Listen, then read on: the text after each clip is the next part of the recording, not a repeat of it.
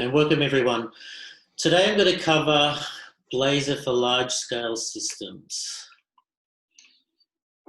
We've recently, Melbourne App Development have recently put in the Motorsport Australia's event entry system. So this was a server-side Blazor. It had 54 pages, 52 database tables, not counting the reference data, 90,000 lines of code, 2,500 lines of Blazor components, 7,500 lines of Razor pages. Took 4 full-time people, 3 part-time people 5 months, and we went live in January. And Blazor server-side went production in November, I think it was, October or November. So doing your maths, we started before it was production. So I'm going to talk about large systems. So the main difference between large systems and small systems is basically you've got multi-people teams to worry about. So therefore you need consistency across pages. So it's not just multi-person teams, it's also large numbers of pages. So you have multiple people doing different things. You need to get your consistency, otherwise it becomes a nightmare.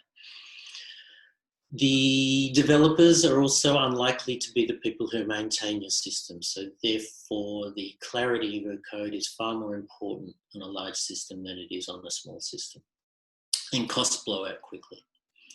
With this presentation, I'm going to give you an example of 2 systems. The event entry system, the large one, is actually too large to demonstrate in such a small time. And also some of the things we've learned from building this, we've improved in later systems. And so I'm going to mix between the two and show you examples of what's appropriate. As like I mentioned, I'll take questions at the end, and there won't be a repo distributed, mainly because these are client sites. Let me start with some code. We have different people from different levels of experience. So I'm going to show you components. So, Razor syntax. So Razor syntax is used for 2 different purposes. One is to build components, which are widgets on the screen, and secondly, to build pages. So as an example, what I'm going to do, this won't take long. I'm going to grab an ordinary HTML tag. I'm going to grab the table tag. I'm going to use that as an example as I build a new component called modal, what did I call it? Modal panel. Now we've already got a component called modal page, so I'm calling modal panel just so there's no conflict. To do that,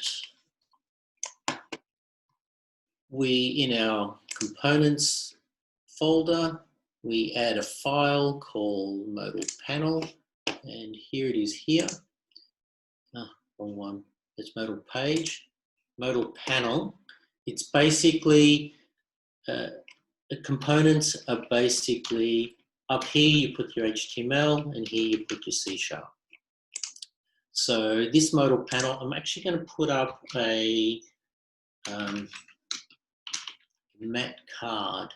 So matte card is a matte Blazor card. I'm going to use that as an example. I'll explain matte Blazor in a little while. In fact, what I'm going to do is put that there. Oh, what happened? Sorry about that. Looks like my Visual Studio died.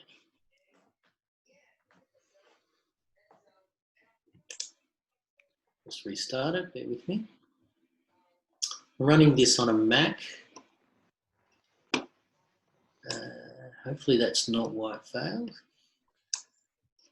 Maybe now's a good time, Rod. We had someone in the chat room say text's a bit small. Are you able to zoom it up a bit? That was before you opened Visual Studio. So I think Visual Studio is fine, but maybe to make Sure. the slides a little bigger and zoom in a little on the web page. Yep. Okay. Raise the syntax. So let me bring up that again. Sorry, it's still warming up.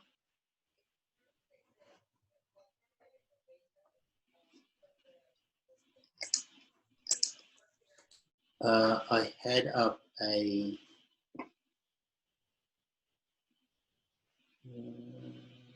from autosave. There's my autosave. What I was doing was grabbing my modal panel and putting it here. It's not very complicated. I'm not too sure what's happening there. Sorry guys, just bear with me and then I'll raise the font up a bit.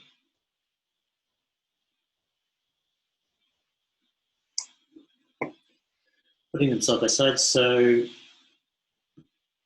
raise the font up a bit. Hopefully that's better. Is that okay for you, Lachlan?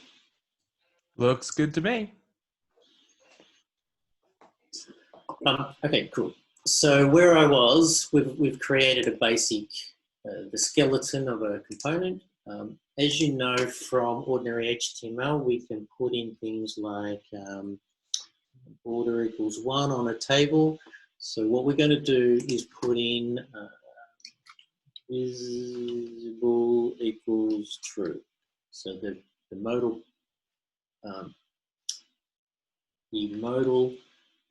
panel is going to be either visible or not. To implement that, we create a public bool called visible.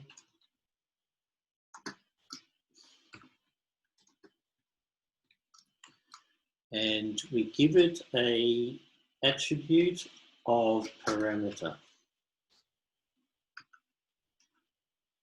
That now means that we've got this parameter.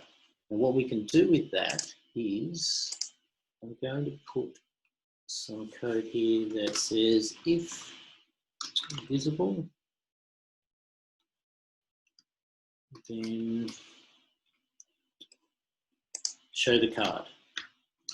Pretty basic, but we have now got a component that we can show a card and turn it on or off. Now, with the normal control, we might, like table, we might put in a table row and we may put a table cell, normal HTML stuff. What you'll notice is that each of these are actually, in effect, components in their own right. Because I can put in here parameters, and this table row has table cells, children. So we want to be able to do the same stuff with our modal panel. In fact, what we're going to do is put in a table as a child of our modal panel. So to do that, we create a public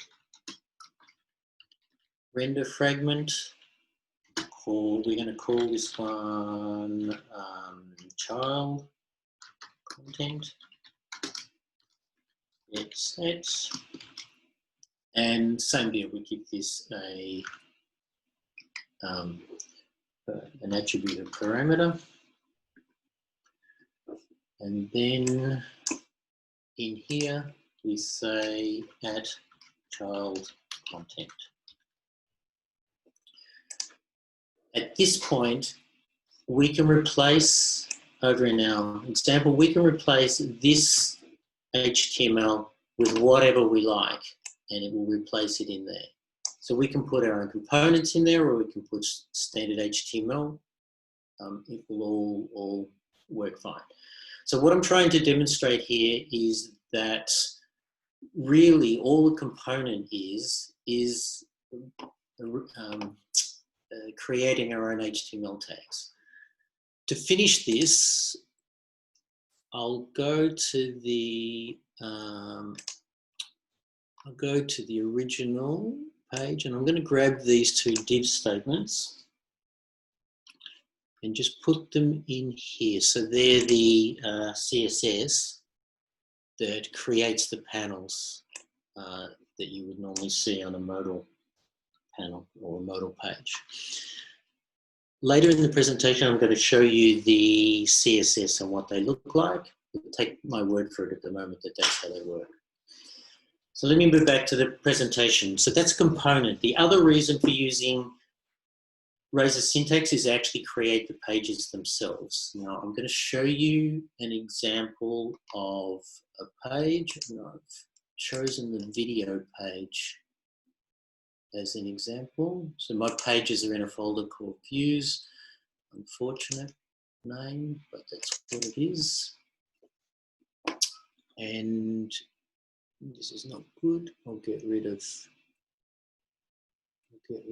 these.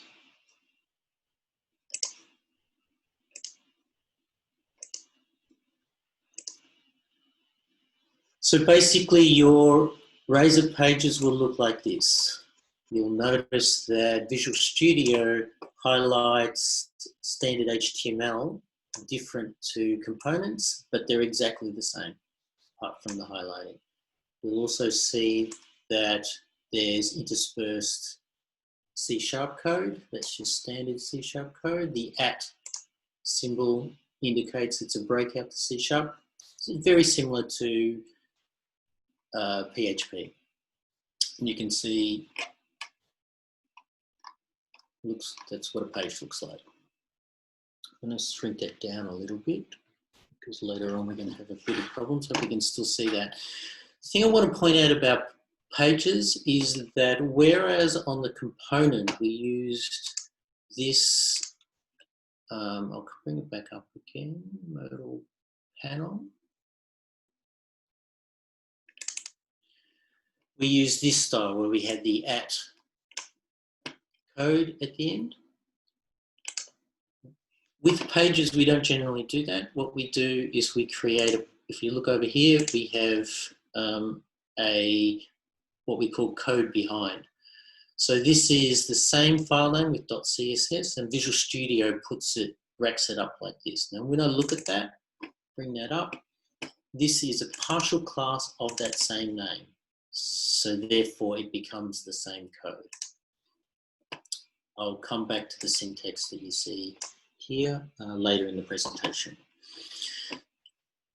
Now there's one thing I didn't do, and that's show you the modal page in operation. So this is the other site other than the event entry system that I'm going to show you. This is a site where clients subscribe, and it's just test data. So clients subscribe to videos for their users, which is their staff. So there's one of these modal pages here in categories, actually on users. If I add a new user, we've added that as a modal page. So basically this outside is the modal, and then we've put other components in the middle. Category, similar deal.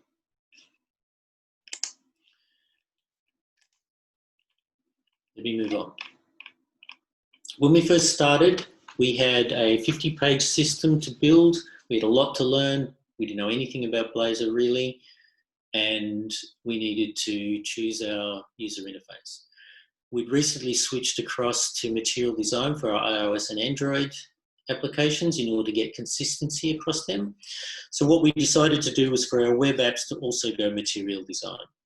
We came across a site called Blazor, which is, as you can imagine, Material Design for Blazor. And this is the work of Vladimir Samolenko. I'm going to show you his site. I can't recommend him too much.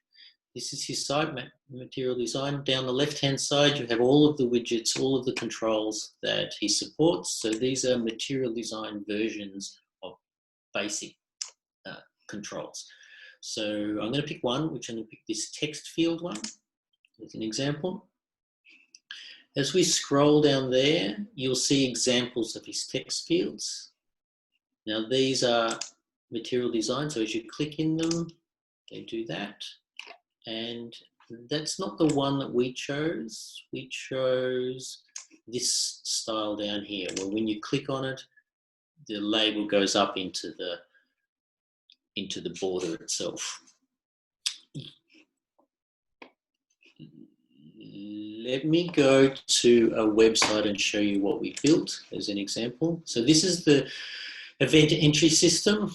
I've already logged in. I'm going to go to events. So I'm logged in as an event organizer, so I can create events.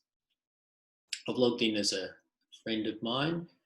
He's already got a number of events here. I'm going to choose this one called Race Wars, because I know that one's still active and editable. So what we've got here is Matt Blazor panels, or they're accordion panels. So as I click one, the others will close and that one will open. I can click on it and it will close. You'll notice that the buttons at the bottom, they're material design style. So they're capitals with this look and feel. And as you put your cursor over them, they do what material design says they should do. The fields are, as I mentioned, there's drop-down lists, there's calendars, there's everything. Now I did want to show you a bad example. So there's lots of examples of checkboxes and radio buttons and all sorts of things. I want to show you this. This is a mandatory field. So if I blank it out and then move out of the field, you'll notice that the error happens and is displayed underneath each field. Now this isn't a feature of material of Matt Blazor, but it's something I'm going to show you in a moment of how we manage our components. Let me go back to the presentation. So what we do is in a lot of our controls, we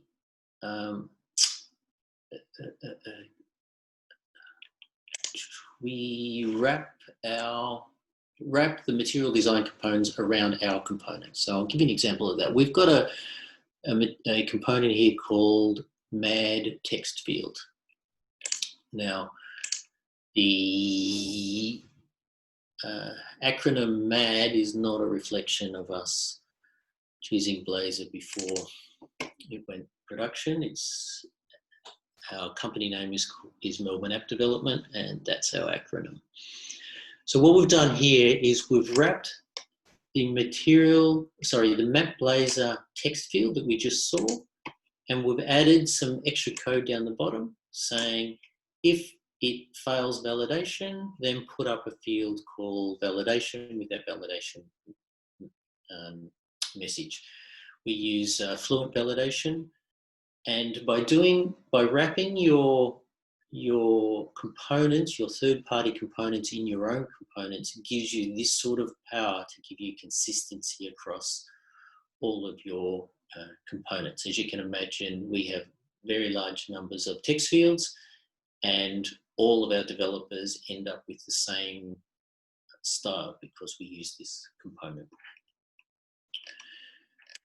So it gives us consistency and enhancability. Server-side versus client-side Blazor. When we first started, obviously client-side Blazor wasn't production. It only became production last week. The disadvantage of client-side Blazor is that you're totally dependent on the end-user compute power. The disadvantage of server-side Blazor is that you're dependent on internet coverage. So for example, if you've got a client that's, say, a mining client in the middle of Western Australia, their internet coverage out there is pretty woeful.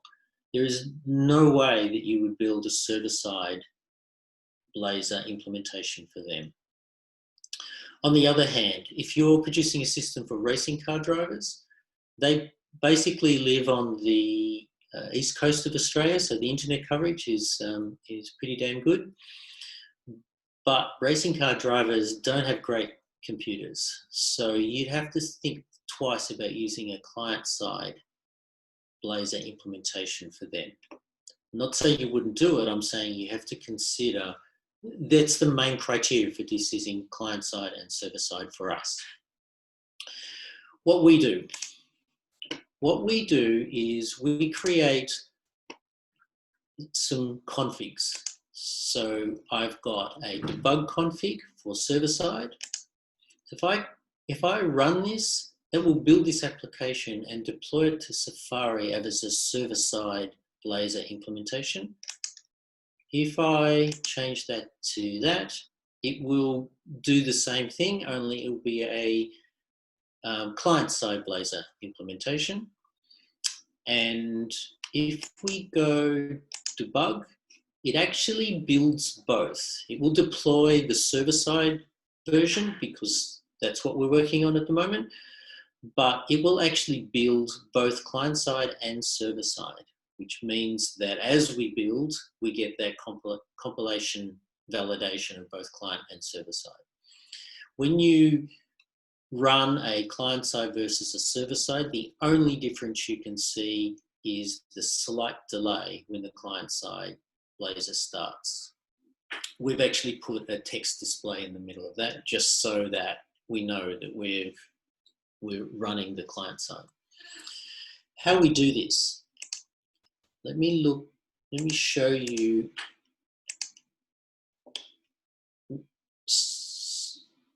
We set up 3 projects. This project here is called Web, but it's actually the server-side version. It's a .NET Core. We create a different project called client-side, that's a .NET Standard, and then most of our code exists here, which is a .NET Standard project. The differences between here and here is on the website, we have controllers, and that's our API server. So we use the MVC, the standard MVC setup to create controllers. And that's where the endpoint is for our client side. With the client side implementation, we have just showed you that for the server side. So basically the startup is different. So creating your host is different. And on client side, you have a different auth methodology. That's essentially the difference.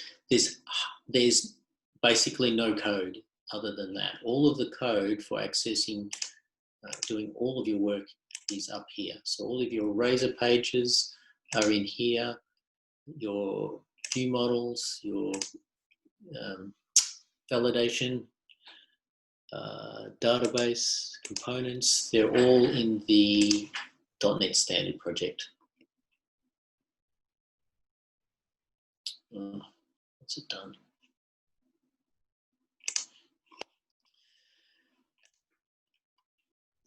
The benefits. So the principal thing is that building a dual system is simple. There's just no reason not to do it. We have the benefit of being able to dynamically switch between client-side and server-side. The only difference between the client-side running and the server-side running is actually the URL.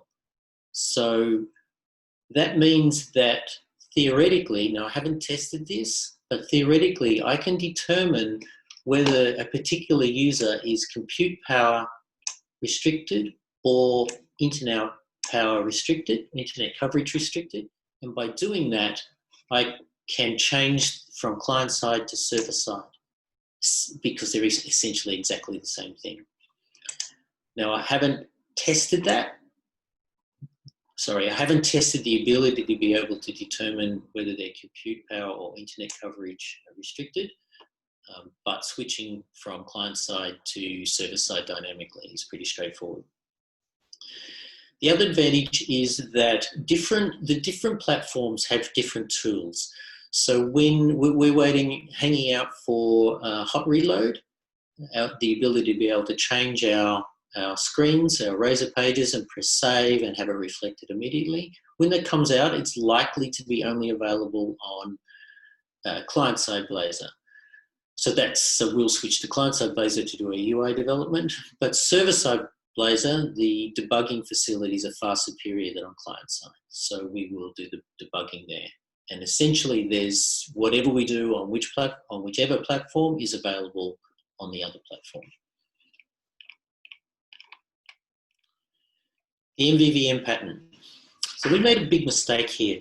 The event entry system, we built that quite satisfactorily. We put all of our page navigation logic, it's quite substantial amounts of that in a large system. We put that in the code behind, so in our Razor pages, basically. Everything was fine. We didn't go live, but we were coming to the end of the project, and then we decided to work on the mobile app component, and we realized we had to start from scratch. All of the code that we'd written, none of it was available for the mobile side simply because we didn't use the MVVM pattern. There's no other reason. So we had the same functionality on our mobile side. Some parts, for example, if you check in for a motor event, if you're at a circuit event, then you've obviously got computers to use as your check-in process. But if you're a rally event or an off-road event, then the check-in process, you haven't got computers, so a tablet is more appropriate.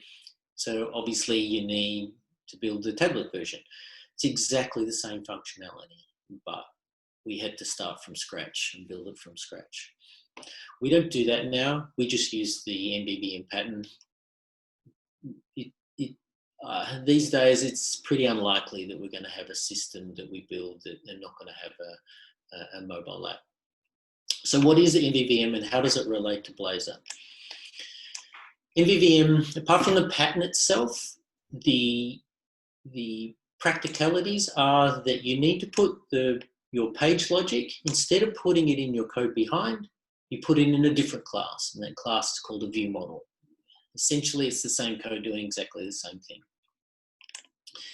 Because your code is now not a part of the page, when a field changes in your view model, you have to notify the page that it needs to update itself. That's called a notify property change. And the third component is that you need view model navigation. So your logic is going to be in the view model. Therefore, if the logic says now go to this other page or bring up a modal page or whatever, that needs to be navigated from in the view model. The navigation manager is a page level navigation. The best way to demonstrate this is to actually show you some code. So I'm going to grab the category page, which is the one we showed for that modal page before.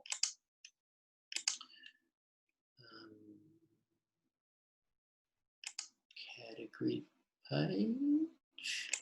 So I'm going to open I'm going to close all of these. I'm going to open the Razor page, the code behind, and category page dot view model. First, the Razor page. Basically, we put up the modal page that we showed before. It has its parameter visibility or visible. This symbol here is Blazor's way of saying it's two-way binding. And what we do is we say view model, use this field in the view model called visible to decide whether the modal page is visible or not. In the code behind, this is a partial class, as I mentioned earlier, of the same name. We inherit from a base class, and it's defined as a type T, and our type T is the view model. What that means is that as we instantiate the category page view model will also be instantiated. The view model basically inherits from our base view model, and we load data on the constructor. The load data doesn't do much. It basically populates this field category, which is my category model. And then when I go back to the Blazor page, I say text field, populate that from view model dot category, and then the name of that category.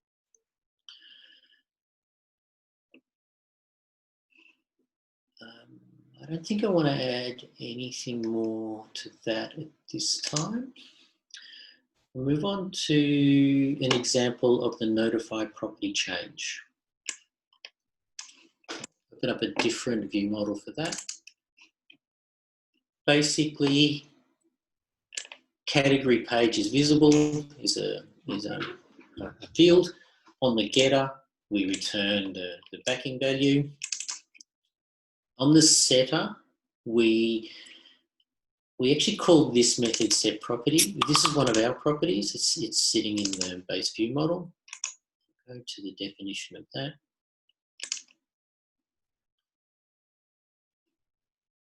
Basically, all it does is set the value and then it calls property notify change. The reason why we've got a separate method for this is that this syntax, we can never remember that syntax, so we'll just put it in a method behind.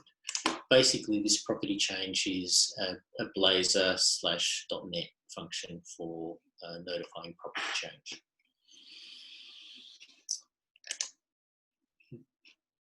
Let me, so the only other thing I should mention there is the implementation of what happens when a property does change. So basically, the end of the day, this is a two-way binding field. And as a consequence, it tells this page to now go and refresh this field. It's a simple way of explaining it. Let me move on. The third component is view model navigation. You may decide not to use the MVVM pattern and put your code in the page behind. If you are never going to do a mobile app, then that's might be sensible. Even if you don't use the MVVM pattern, you still will want to encapsulate your navigation manager in a separate service. So we create a singleton called, or it's actually a scope service. Basically, we implement the iNavigation service from Prism only because we didn't want to invent our own, and we may use Prism in Blazor, or we may not. The reason why you want to do this anyway is the navigation manager has two shortfalls. First one is this ugliness. When you navigate from page to page, it puts the ID of the record in the URL. We use GUIDs, so this is our users don't like that. They think it's ugly, and there's no reason to do that. It's still a get parameter, but you can still navigate without that. The second reason is that Navigation Manager doesn't allow you, it only allows you to pass simple objects. So we can pass GUIDs, we can pass ints, we can pass strings, but we can't pass objects, complex objects. Now this is expensive in a large project. So I estimated that not having the ability to pass an object probably added an extra 300 lines of code, and it slowed down our system. So most of the time, we already have an object in a scope service, like an item on a list. We select that object, we pass through the ID, the page that we end up at, it needs to now hit the database, load up that object and all of its children again. So we get hit twice, and there's it's simple to fix that problem. If you've got a large system and you call Navigation Manager direct, it's a lot of rework to go back and fix those problems later. we now use a navigation service to get around those problems. These are simple problems. My guess is the Blazor team will fix them, but if they don't, or sorry, they haven't yet, so therefore we use our own navigation service. Database access.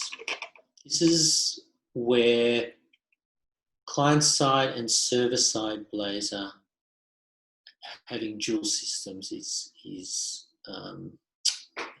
this is where the rubber hits the road, really. What we do is we implement an iData service interface, or we use an iData service interface. So all of our code says, hit the database, insert a record, get records. On the server-side Blazor, when we click this button here to say server-side, when it deploys an implementation of the interface that hits the SQL Server database direct. When we do that for client-side, it calls a REST service to hit the API. So it's exactly the same code using the same interface with two different implementations depending on which platform the target system is aimed at. We also do exactly the same thing on our mobile side. We implement iData service. It's in fact the same iData services.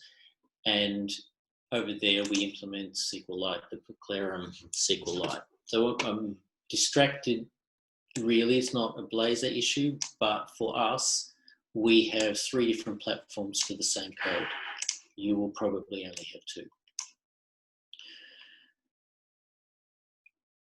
We also have an API server, so both the client side and our mobile app needs to hit an API. So the client side needs to be able to resolve these REST calls and convert them to data.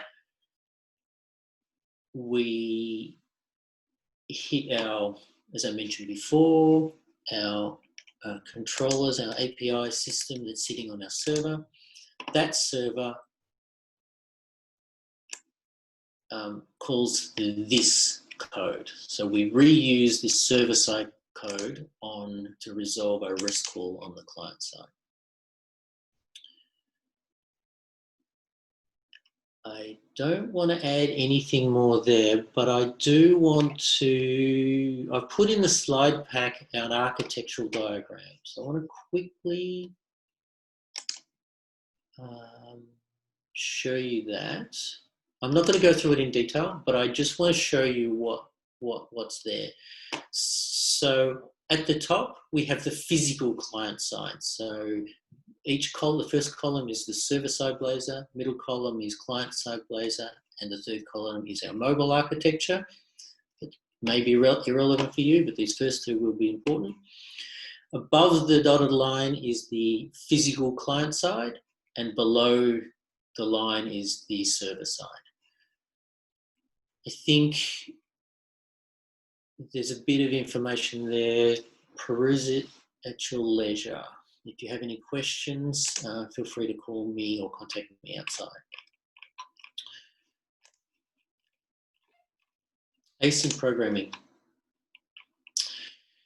It's usual to use async programming for server-side systems, but Blazor isn't server-side. You will eventually go client-side Blazor, and therefore you will have the same, or we believe we're going to have the same problems that we have on mobile development that will require us to do async programming.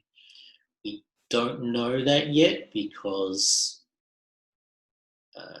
client-side only went live last week, and I know that there's been concerns or rumblings about the multitask threads and how well they handle, but we're hedging our bets and we're going async programming in order to have the same code across our server side and client side, because we believe it will be required on the client side. We share our code across to the mobile app. It has to be async programming. The problem that you have on the mobile side is really this, the blocking of the UI thread. If you don't have async programming while your system is building up pages, it can't be doing anything else. So we suspect that we're going to have the same issues with large client-side Blazor systems.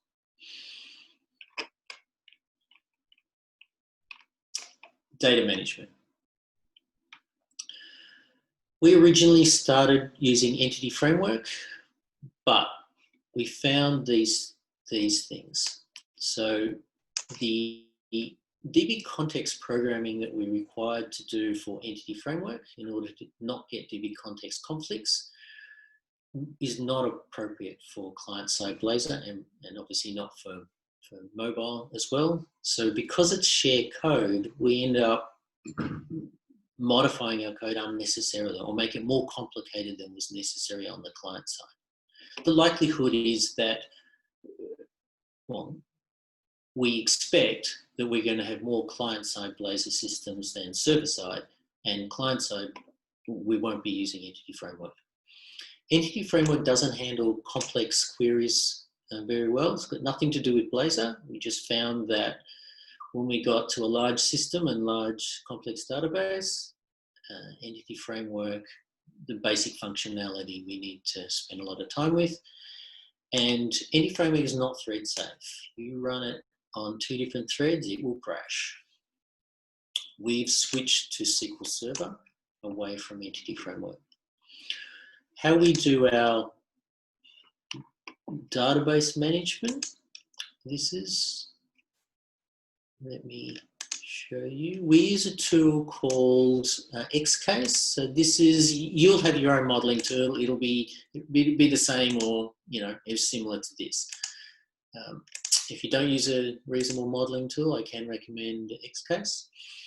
What we do is we can suck data out of our SQL Server or push it back to our SQL Server, working out the differences between our model and what's on the actual database.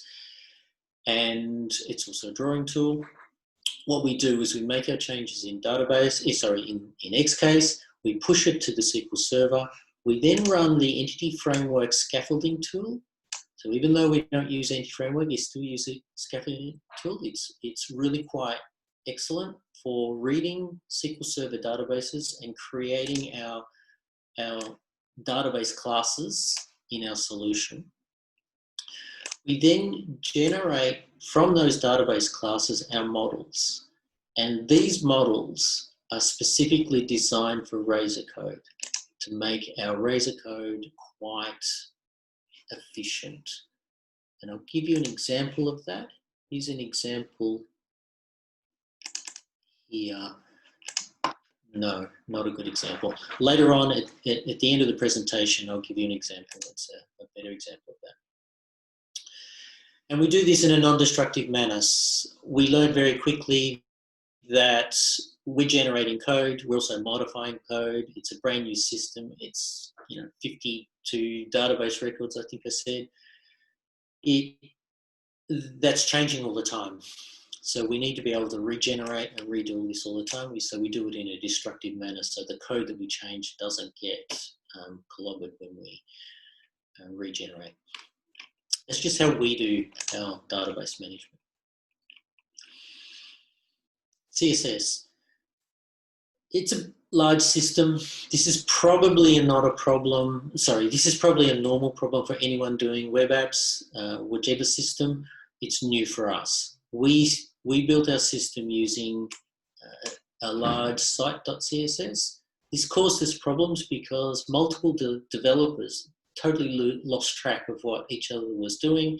So we've ended up with a whole bunch of CSS stuff that's just, no one really knows what's there. It's quite a mess. It's okay from a maintenance to go and see how the screens look based on the CSS, but if you want to add something new, it's just so much easier to add a new CSS, which is not acceptable to us. So what we do now is we switched across to Sass. Now the documentation, if you don't know about Sass, it's a compiled CSS. The reference is in the notes there. I'll quickly show you what it is. It's quite neat.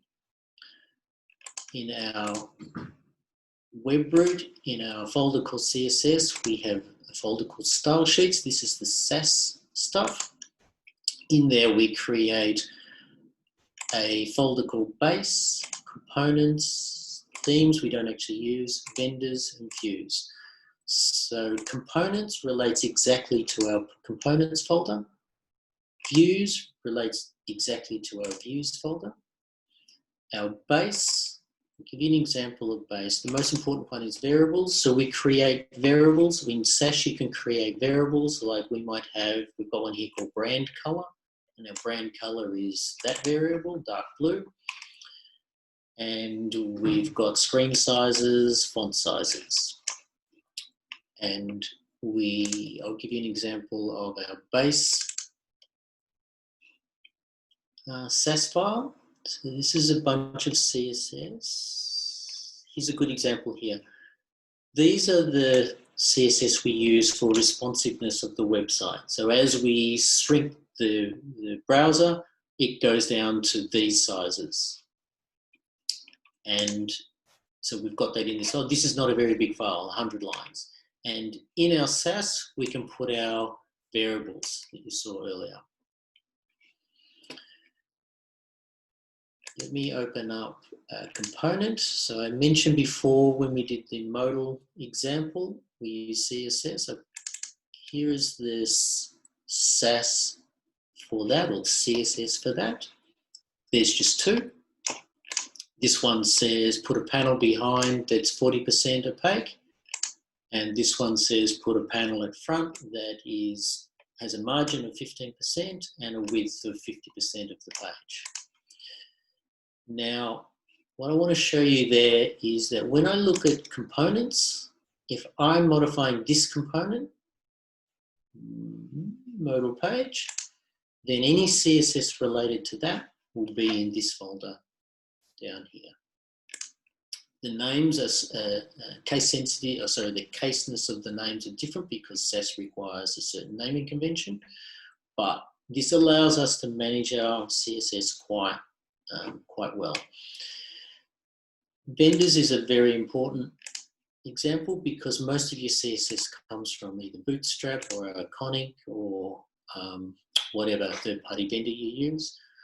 Blazor has its own CSS that's actually included in the NuGet package, so it's not included here.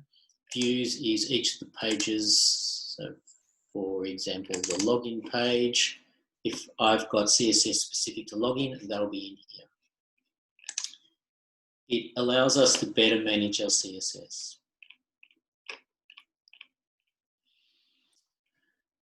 So I'm coming to the end of the presentation. I wanted to give you an example of why Blazor. So I shall go to this here.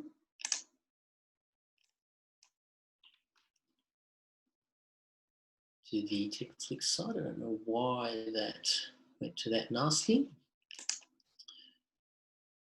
And what I want to show you is, as I mentioned before, here is a client that has a bunch of videos that he's subscribed to for his 4 staff. If we look in the panel on the left, it's got his name and his URL at the top, but it says number of videos is 11, obviously 11. How many have been played? 11. How many plays have there been in total? Now, what I'll get you to notice is this changing. Don't you hate doing a demo when it doesn't work?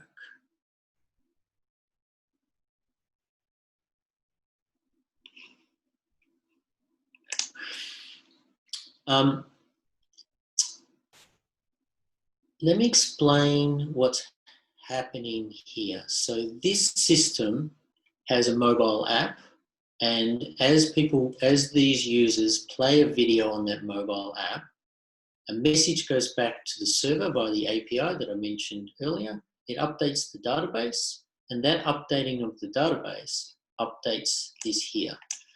Now, this is a test system, so there are actually no people out in the field.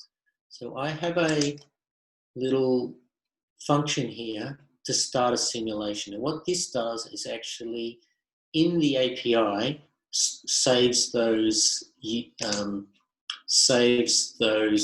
plays of the videos. So let me go back and show you what's happening. So hopefully they'll change now. Yes, it changes now. So what's happening here is that this is essentially a static HTML page, and this is dynamically changing. So we obviously need JavaScript to be able to do that. You'll notice that this number of plays is increasing, but over here, you'll be able to see these fields change as well. So which of those videos are being played? And as we go to users, same deal, who played the videos. Now, I want to show you the code that does that. What I'm going to show you is the code of this panel. We've actually created Blazor pages, or Razor pages, a page for this panel, but one for video, one for users, one for categories, one for each of these are all separate pages, and the panel is one there. I'm going to bring that up.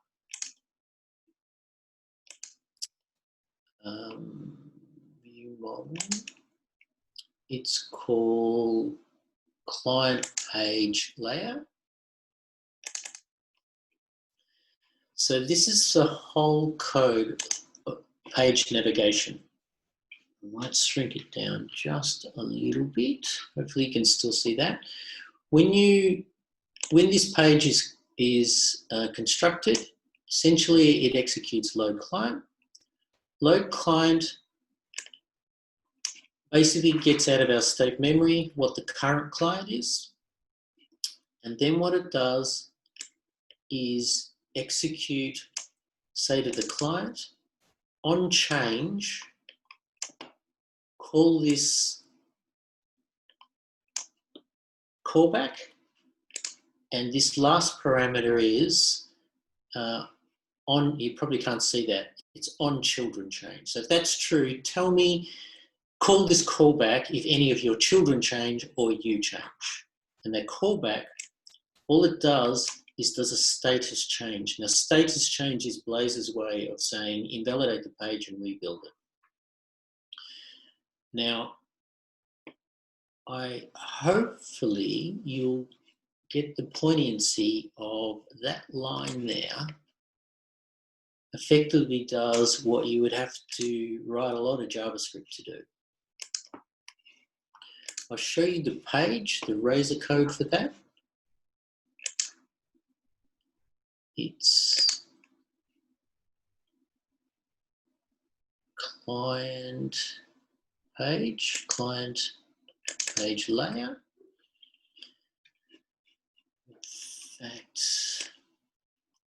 side by side. So here's the panel here on the left, and you can see the heading number of videos is just a label, number of videos, and underneath it, it's also just a label, and we put the view model, which is what we were at, the client record, which is what we got from state memory, your list of videos, count them.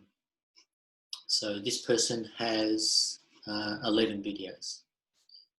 How many are played is, so how many are played? Go to the view model, get the client record, get your usage logs, group them by video ID, in other words, get unique by video ID, and then put the count of them on the page. The number of plays is a lot simpler. It's basically view model, get the client model, get the client model's list of logs, and count them. Now, the view model on change of client, all it's doing is refreshing this page and essentially it re-executes this. We have come to so the reason for that example is that the main reason for us for Blazor is to not have to write JavaScript code. C# is really good for callbacks and really good for events, as you can see there. We've got a scoped service lifetime for our controls, our dependency injection. That means that on a server-side Blazor, a user may, over half an hour, do 20, 30 transactions.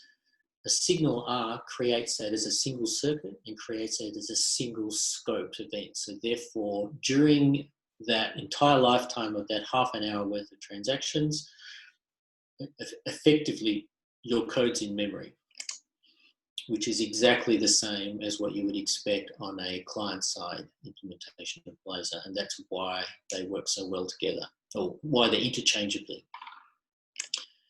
The Blazor UI, so the guys who wrote the Blazor UI, they did a good job. You can see here that there's no flickering of the screen. Responsiveness, what's actually happening is it's only refreshing that particular component that's changing. It's really quite neat. And there's a bit of architecture in there as well. All right, we've come to the end of the time. It's the end of the presentation. It's question time. I've covered an awful lot. Here's a summary of what I've covered in order to prompt you for questions. So, Razor syntax, components, map Blazor, dual server-side, client-side Blazor, MVVM, view models, navigation service, iData service for handling multiple platform implementations of a database, the API server, async programming, I touched on NG framework, our experience there, and CSS and SAS. Any questions? Over to you, Lachlan. Cool. We've only had one question in the left so far, and that's from Tom. Can you do Blazor with F#? And Tom, if you want to open up for follow-up questions or anything like that, go ahead and turn on your mic. So let me address that really quite simply. I have no idea. I haven't tried it. I haven't even heard anyone talk about it. So Lachlan, do you know? The partial answer is yes, you can at least do some, because you can make a .NET standard library and out of F#. So you can definitely have kind of a lot of your models and business logic and that sort of stuff. In terms of actually writing your code behind and the actual Blazor-y bits instead of just some referenced .NET, I have no idea. Okay, cool. Any other questions? Dylan's just asked, Rod, can you walk us through the dynamic CSS? Oh, sorry, dynamic client-side versus server-side switching. Yes. Yep, sure can. Dylan, do you want to put your mic off mute and ask questions directly? Sure. Yeah, I'm just curious about the dynamic switching between client-side and server-side. I don't think I caught all of that. Okay, cool. I'll go through it again right from the scratch. So what we're trying to do is we want to do both. So we want to do both client-side and server-side, and we want to take advantage of both from the user point of view, being able to switch between them and get the benefits of either, and also from our development platform. So we've created some configs, debug CSS. So if I look at those, if I open up my client-side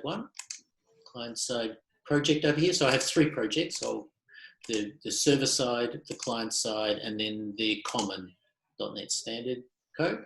If I open the client side and I look at the compiler, when I use the debug SS server side, it puts this variable in my defines symbols, and obviously the client side has a different one. And it also puts in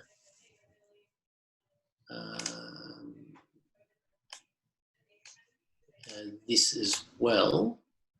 We don't actually use that. But anyway, it puts in symbols in the build. And then if I look at my startup project, so I'm in the server side, I'll look up the startup project. In here, we have in the, sorry, I'll get rid of the chat out of my way. We have if client side, well, I showed you server side, but whatever. If client side, then effectively what we do is we execute this, which is set the run type as a client side Blazor and then server side. And that allows us within the code to dynamically make decisions whether it's client side, server side.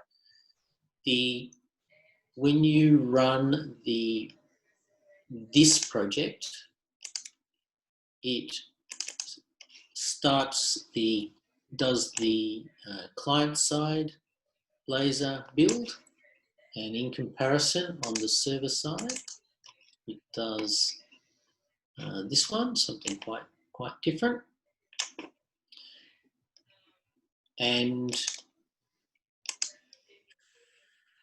so that's, what haven't I showed?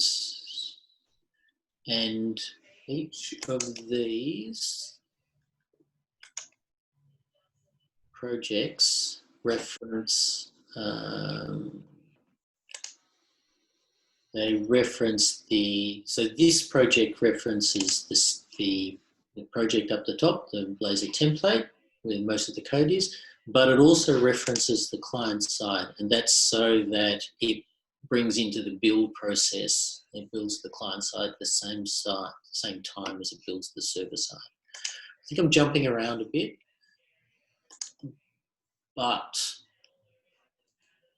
and then the only other thing we do is anything that's specifically server side or client side, we put in these projects, and everything else we put in here. For example, on the server side, this is a .NET Core project, and because of that, it needs to be that because we need to run the MVC controllers for our API. All of our controllers are there, and they're just standard MVC controllers. And on the client side, we have auth. Auth is different on a client-side Blazor than it is on a server side. Apart from that, all of our models and our database classes and all that sort of stuff are up in the shared project. Now, Dylan, I've jumped around a bit. Do you have any specific questions? Well, that's very helpful to start. Good. I'm curious where you found the biggest gaps between the two. Auth. Auth they're very different. So we've got client-side auth working. So it comes, if you build a new project from the standard Microsoft build, and you click the button that says you want auth, and you build a client side, it will put the standard auth capabilities within it. If you build a server side, you want something completely different. And combining them together is in fact, we haven't done that yet, is to have a single application that has both types of auth. That's the main difference. Client side, it hasn't been our focus yet. So there may be things that come out. I've heard rumors that if you're trying to do heavy string manipulations, then WASM doesn't handle that very well.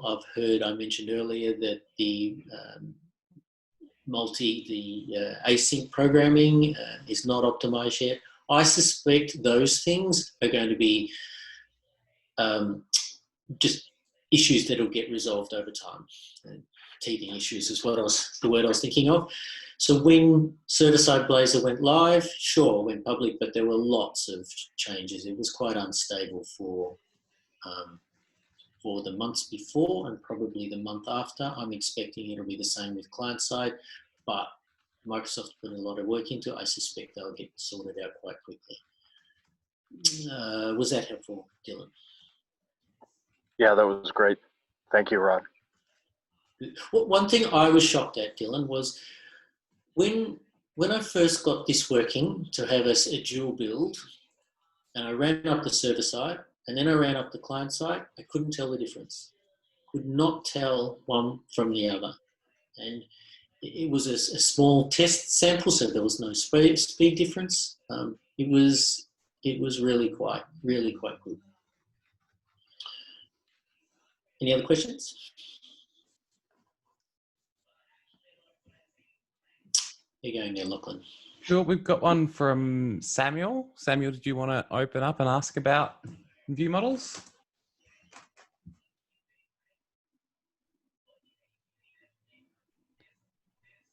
Give him a sec. Otherwise, so Samuel wants to know your base view model. Yep. What are you inheriting from for that? Sure. Let me open that up. So I'll just go through the code. So for those that are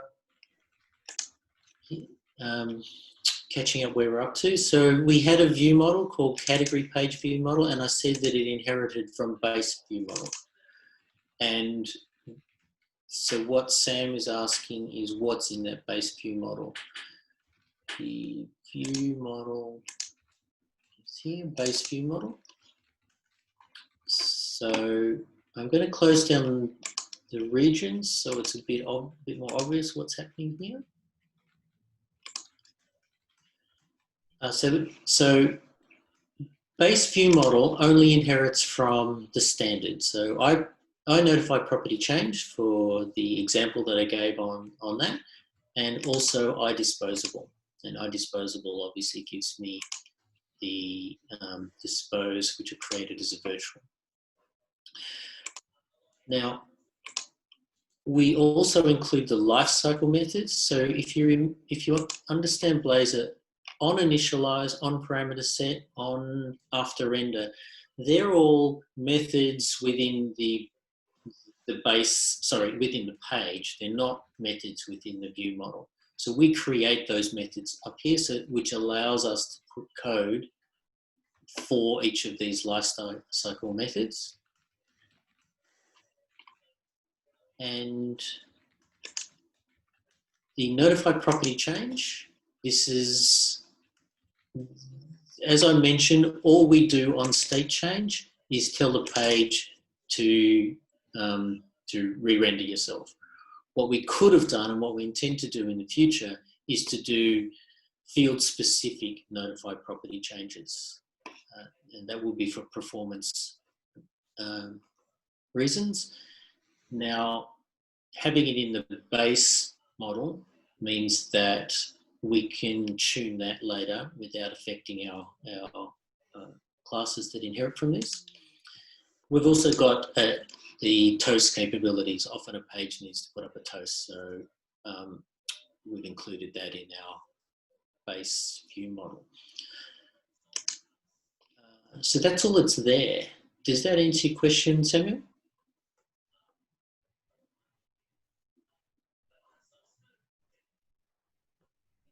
I'm going to assume yes.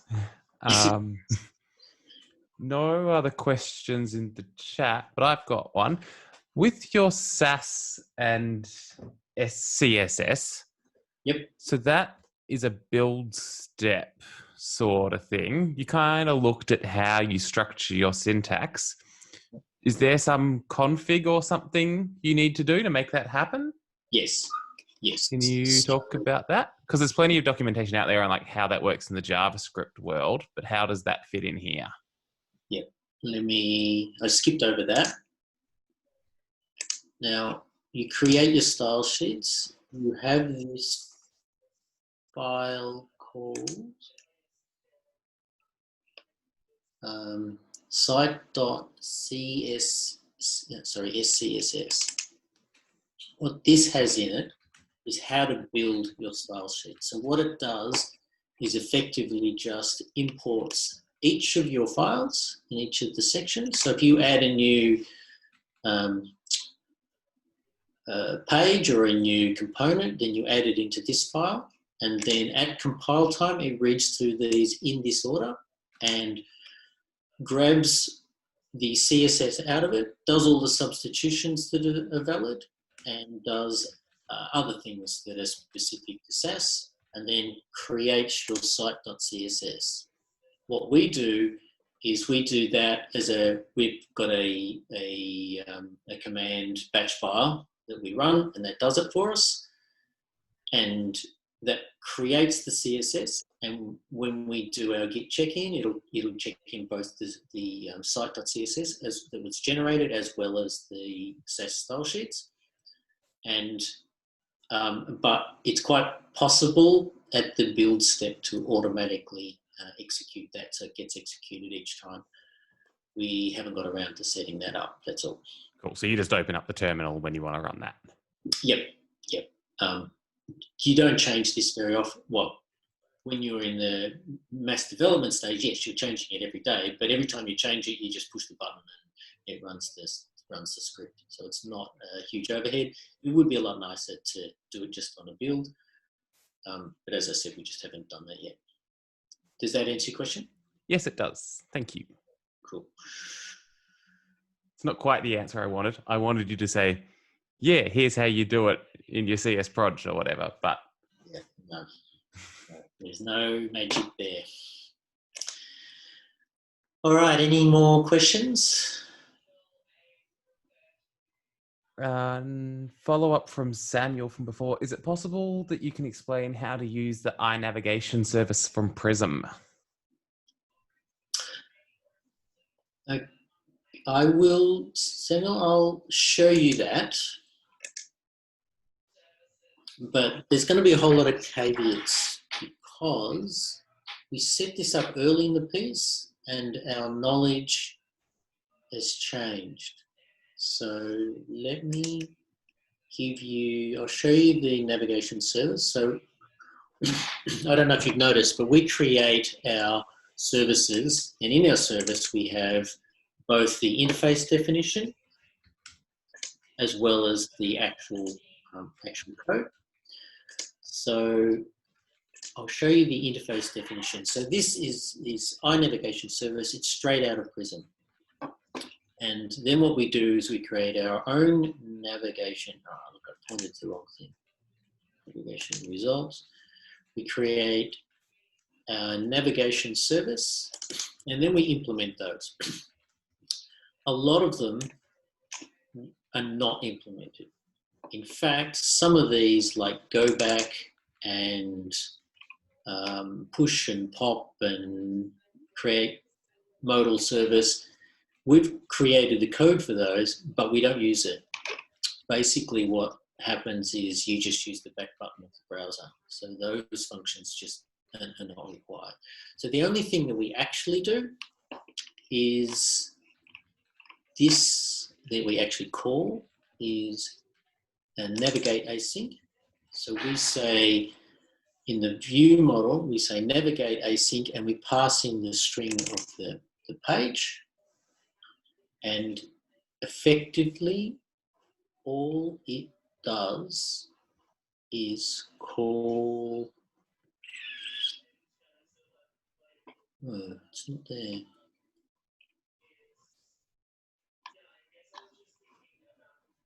Navigate async. No. I'll get rid of these debug lines. I couldn't see it for them.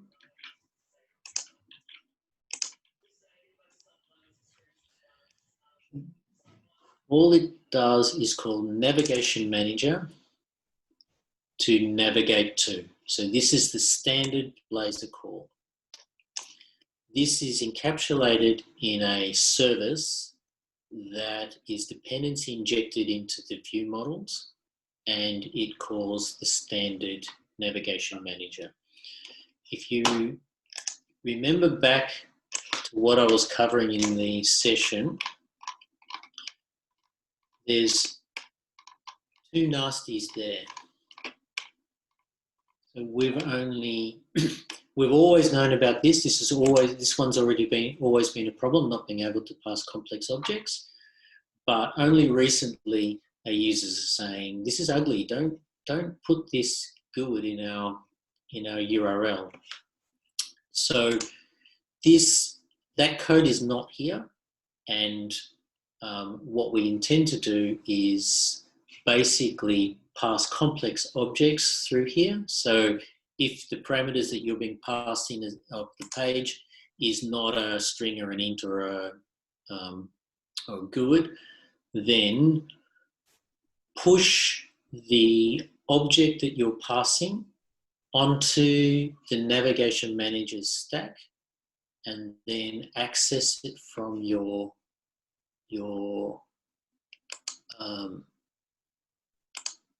view model. Let me give you an example of doing that. I think video page, we pass an individual video ID. Let's see. If we look down the bottom of this, we will be saying, so command.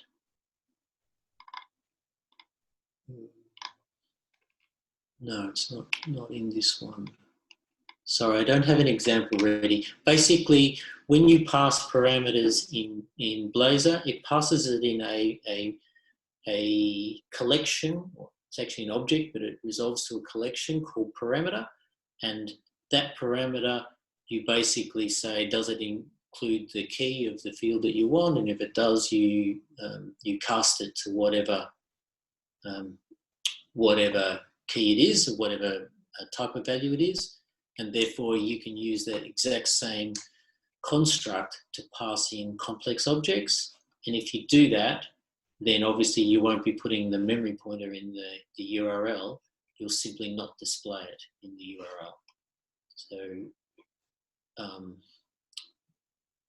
it's not very magical. Now, did I adequately answer your question, Samuel?